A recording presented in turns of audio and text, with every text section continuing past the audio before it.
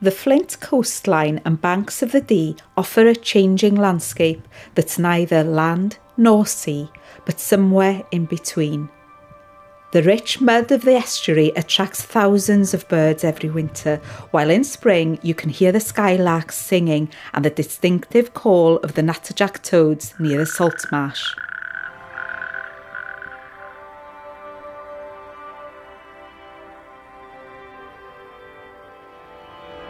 Hundreds of years ago, local people would have had a simple lifestyle. The estuary provided plenty of fish and shellfish, and the light, fertile soil was perfect for growing crops. It stayed like this for centuries until people discovered the thick seams of coal that ran along the coast and beneath the Dee estuary. Bagillt's coast was ideal for mining and industry, as the good sea access meant that coal and other products could be exported easily. The first leadworks opened at Gladys in the 1600s, using local coal to cement the lead ore mined beneath Holcim Mountain.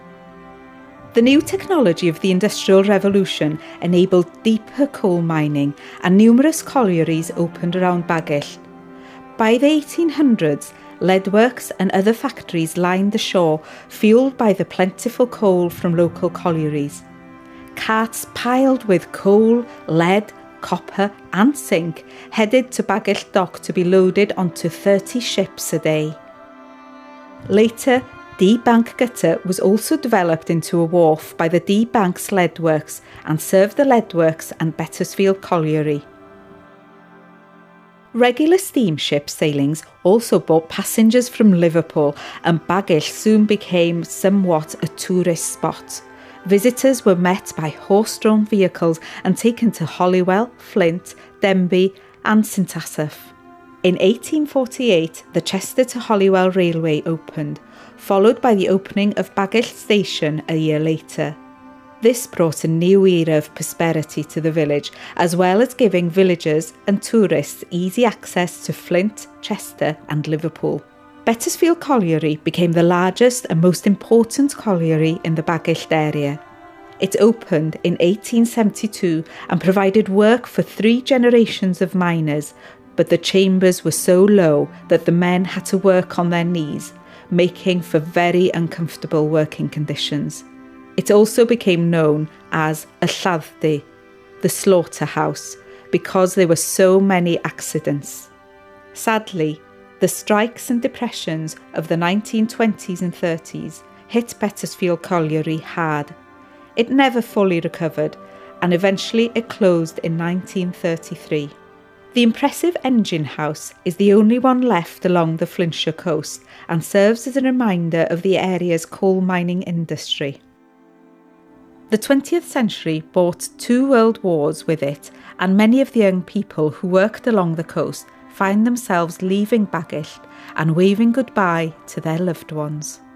Those that didn't go away may have joined the Home Guard, scanning the skies above for enemy aircraft. In 1941, a German bomber was attacked on its way back from dropping bombs on Liverpool. One of its engines caught fire and it crashed on the marshes at Bagillt. Bagillt Station closed in 1966, but the Chester to Holyhead train still runs today, and the footbridge remains a well-used link between the village and the coast. The once bustling station gutter is now a tranquil spot on the Wales Coast Path with fabulous views over the estuary.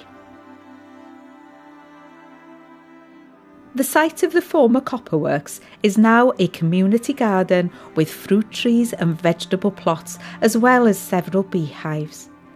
3 special ponds have been created to make a valuable habitat for natterjack toads, Wales's rarest amphibian. In 2019, over 200 tadpoles emerged as young toads, which was the best recorded emergence in North Wales, and in 2022, a record number of adult males were recorded calling on site. It's hard to imagine how the now muddy inlets were once bustling docks and a hive of activity.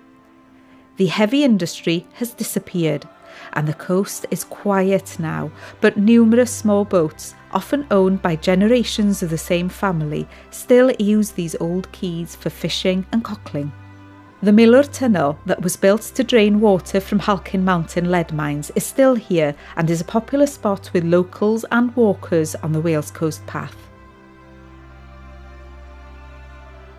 Standing high on the hill that is the former colliery spoil heap is the spectacular Dragon Beacon that is lit on St David's Day and other special occasions.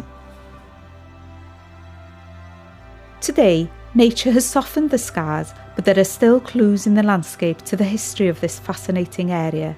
Wildlife thrives all around, and there's always something to see along the shore or on the estuary, whatever time of year.